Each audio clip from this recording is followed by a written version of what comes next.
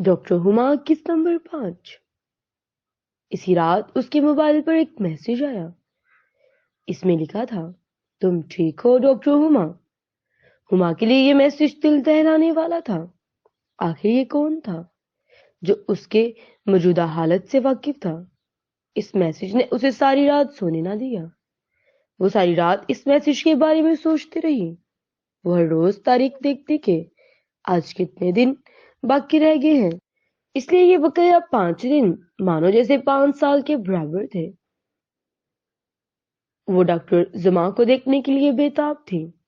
جب انور کام پہ جاتا تو وہ خود بخود بستر پر سے اتر جاتی اور پورے گھر کا چکر لگاتی اور جلد از جلد ٹھیک ہونا چاہتی تھی۔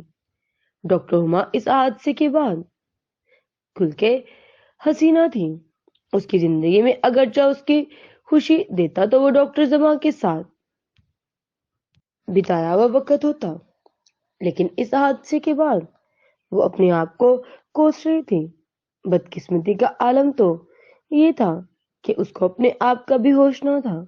وہ اپنے لیے انور کے پیار کو کبھی محسوس نہیں کرتی تھی۔